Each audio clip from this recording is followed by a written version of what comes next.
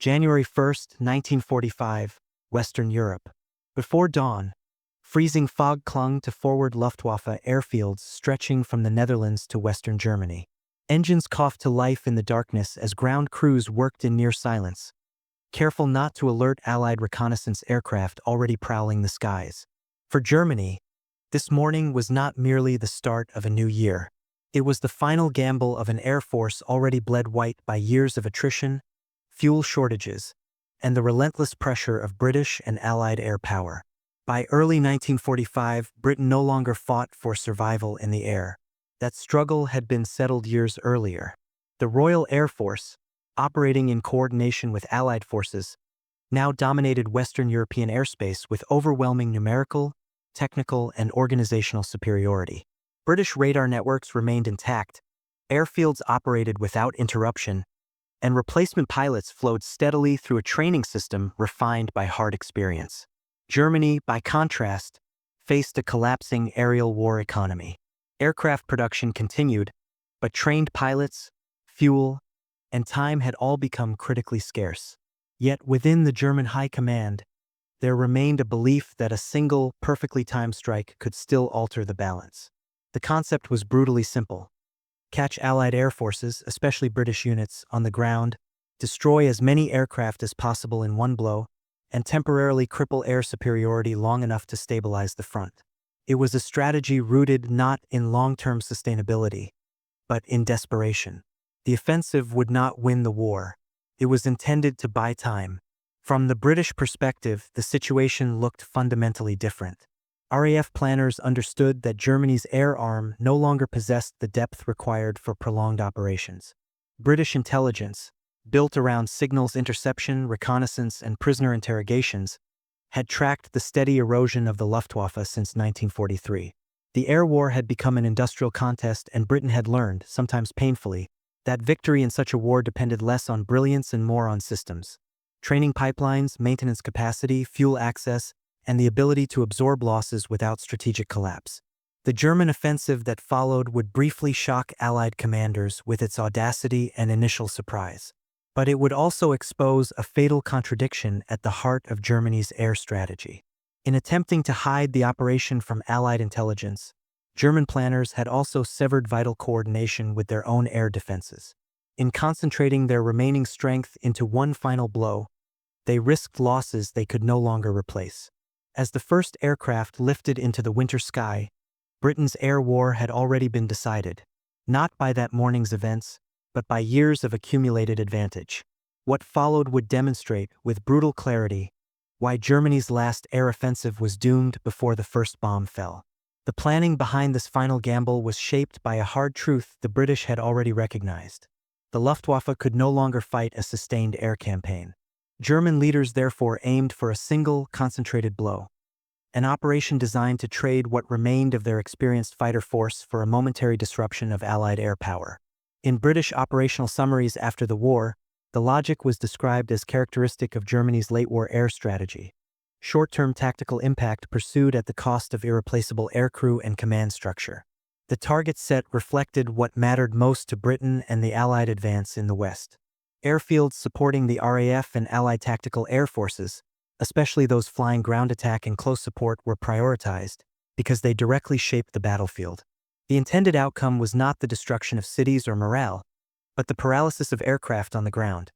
Fighters and fighter bombers caught in dispersal areas, maintenance lines, and refueling points, ideally before dawn routines could shift them into the air. If surprise could be achieved, hundreds of aircraft might be destroyed in minutes, at least on paper. But surprise came with a price. The Germans attempted to protect the operation through strict secrecy, limiting briefings and restricting communications. British accounts of what unfolded emphasize how this secrecy produced an almost self-inflicted vulnerability. German anti-aircraft units, trained to shoot first and ask questions later in a sky dominated by Allied aircraft, were often not properly informed of the mass-friendly movement. That meant the same defensive network built to protect Germany's shrinking airspace could turn lethal to its own pilots when large formations crossed flak belts at low altitude in poor visibility. There was also the navigation problem. Late-war Germany increasingly relied on young, minimally trained pilots pushed into combat with limited flying hours, while veterans were too few to anchor every unit. British intelligence assessments had long noted the steep decline in German aircrew quality, and this mattered enormously for an operation requiring precise timing, exact route discipline, and coordinated attacks on multiple airfields. Low-level winter flying in darkness, over unfamiliar terrain, through haze and smoke, demanded skills that could not be improvised. Britain, meanwhile, was operating from strength even in the face of tactical surprise. Dispersal practices, airfield repair routines, and the depth of aircraft inventories meant that damage could be absorbed and recovered from quickly. RAF and Allied airfield defense procedures also assumed the enemy might attempt low-level intrusion, especially as Germany's strategic options narrowed. The system was designed not to prevent every strike, but to recover fast and keep sorties flowing. So, before the first bombs fell, the outcome was already being shaped by a contrast in wartime capacity. Germany was betting everything on a perfect morning. Britain and its allies were built to survive an imperfect one, and as the attacking formations crossed into the cold, gray air, the gap between those two realities was about to become impossible to ignore. In the first light of that New Year's morning, the offensive achieved the one condition it required: brief local surprise. British operational records and later RAF historical assessments describe the opening minutes as a classic example of how even a weakened enemy can still inflict damage when timing and concealment align. Low-level attackers came in fast, often using terrain and winter haze to mask approach, aiming to catch aircraft parked in dispersal pens or lined along hard standings. At several airfields supporting British and Allied units, the initial bursts of cannon fire and rockets tore through parked fighters and light bombers before many crews could react. But the very way the attack was executed exposed the deeper weakness behind it. The Luftwaffe had to fly low to evade radar and fighter interception, and that meant it was forced into the lethal envelope of small arms fire and light anti-aircraft weapons defending airfields. British and Commonwealth ground defenses were not designed to be flawless. They were designed to respond instantly, and to keep responding even when surprised. The result was a chaotic, violent exchange in which attackers might destroy several aircraft in seconds, only to be hit moments later by concentrated fire as they climbed or turned away. British after-action reporting also shows how quickly the defenders began to adapt. Once the nature of the intrusion was recognized, radio warnings spread through local networks, and airborne patrols, where available, moved to intercept returning formations. Even when aircraft were destroyed on the ground, the effect was often temporary. RAF airfield organizations had become highly practiced at dispersing surviving aircraft, clearing wreckage, and restoring runways to keep sorties moving. What mattered was not only the damage inflicted, but whether it could be translated into sustained air denial. And that was the problem. Germany had no second wave of comparable strength. On the German side, the cost of the strike began accumulating almost immediately. Navigation errors caused formations to miss targets or arrive late, colliding with other groups in congested approach lanes. Some aircraft attacked the wrong airfields. Others broke formation and became isolated. The secrecy that enabled the initial surprise now compounded confusion. Units were operating on tight schedules with minimal communication flexibility. In winter conditions, even small deviations in timing produced cascading errors. Then came the most devastating factor of all: losses that were strategically unrecoverable. Aircraft could be replaced in theory. Experienced leaders and trained pilots could not.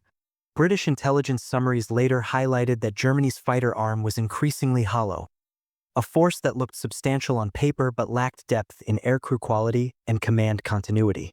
As attackers turned for home, low on fuel, scattered, and exposed, the offensive began shifting from a bold raid into an attritional trap. And by the time the surviving aircraft crossed back toward their own lines, the operation's greatest danger was no longer the RAF. It was the disordered, heavily defended airspace they had to pass through to get back. The return flight exposed what British air staff analysts would later describe as the operational contradiction of Germany's late-war air war. An air force trying to move en masse through an air defense environment built for constant emergency, with too little fuel, too little coordination, and too little margin for error. Many of the attacking aircraft had crossed the front at low altitude to avoid early detection. Now, scattered and disoriented by combat, smoke, and winter haze, They attempted to recross in ones and twos, climbing to find landmarks, dropping lower again to avoid interception, and breaking formation disciplines simply to stay alive. This is where the secrecy that enabled the operation became a weapon turned inward. German flak units, trained for years to expect Allied aircraft at any hour, often saw fast-moving fighters approaching at low level and reacted instantly. British wartime reporting and post-war assessments repeatedly note the scale of this friendly fire problem in Germany's final air operations. In the attempt to prevent leaks, German planners had not ensured uniform coordination with their own air defenses. The result was chaos over their own territory, aircraft hit on approach, on landing, and even over familiar routes. In an air force already short of experienced men, losing pilots to friendly fire was a kind of strategic self-destruction. At the same time, Allied response tightened. Even when the opening raid caused real damage on the ground, British and Allied systems moved quickly to restore tempo. Ground crews cleared wreckage, repaired surfaces, and dispersed remaining aircraft. RAF operational practice by this stage was defined by resilience. Airfields were expected to be attacked, and the key measure was how fast sortie generation could resume. The German raid could destroy aircraft, but it could not destroy the machinery that produced air superiority, maintenance depth, spare parts, repair procedures, and trained manpower. Those systems were precisely what Britain had spent years building. And then the losses began to bite in the only way that truly mattered. Germany's fighter force could not afford to trade away experienced leaders, staffel and group commanders, veteran flight leaders, instructors pulled back into combat, because leadership was the glue holding an increasingly inexperienced force together. British assessments stressed this repeatedly. The Luftwaffe's crisis was no longer just aircraft numbers, but the erosion of skill and command continuity. A single offensive that cost hundreds of aircraft, and a large share of remaining experienced pilots, could not be made good by factories alone. By the time the day's accounting was done, the offensive had delivered tactical shock but strategic ruin. It had not broken Britain's air power. Instead, it accelerated the Luftwaffe's collapse, and left Germany even less able to contest the skies in the final months of the war. When British commanders evaluated the attack in the days that followed, they did not treat it as a sign of renewed German strength. They treated it as confirmation of German weakness. The raid demonstrated that the Luftwaffe could still coordinate a dangerous strike under the right conditions, but it also proved that Germany had reached a point where even its best planned offensives produced losses it could not recover from. In the British view, the air war by 1945 had become less about single dramatic days and more about the ability to sustain pressure every day after. That was the difference between a system built for endurance and a force gambling its final reserves. The failure was not simply tactical. It was structural. Germany's offensive depended on secrecy, precision navigation, tight timing, and disciplined formation flying, exactly the areas most degraded by years of attrition. Britain and its allies had spent the war building redundancy. Multiple airfields, strong repair capacity, deep training pipelines, and the logistical reach to keep squadrons supplied. Germany, under bombing, fuel scarcity, and a shrinking pool of skilled aircrew, could not match that kind of resilience. Even when aircraft on the ground were destroyed, the operational tempo resumed. Squadrons moved, aircraft were redistributed, runways reopened, and within a short period the Allied air presence over the front was restored. The most decisive point, and one emphasized in British strategic assessments, was the loss of experienced aircrew and leaders. Aircraft could be produced, but pilots could not be manufactured at the same speed, especially not pilots capable of low-level winter operations, coordinated attacks, and the judgment needed to survive. Late-war Germany increasingly relied on young and undertrained replacements, while Britain's air forces benefited from a mature training system and, crucially, the ability to rotate experienced personnel into instructional roles without collapsing frontline strength. Once Germany sacrificed a large portion of its remaining experienced fighter cadre, it effectively surrendered any realistic chance of contesting the air in the West. And that reality shaped everything that came after. With German fighter resistance weakened further, British and Allied aircraft were able to operate with even greater freedom, striking transport links, fuel depots, troop concentrations, and retreat routes. The offensive intended to buy time instead shortened Germany's remaining time. It removed layers of air defense at the moment when the ground war demanded them most. So when you ask why Germany's last air offensive failed against Britain in 1945, the answer is not that it lacked courage or that its pilots lacked skill. The deeper answer is that by then the war in the air had become an industrial and organizational contest. Britain and its allies could absorb shock, repair damage, replace losses, and keep flying. Germany could not. One side had depth, the other had only a final throw. If you enjoyed this documentary-style breakdown and want more deeply researched World War II stories told with clear logic and real operational detail, hit like, subscribe, and share your thoughts in the comments. What other late-war German operations should we cover next, and where are you watching from today?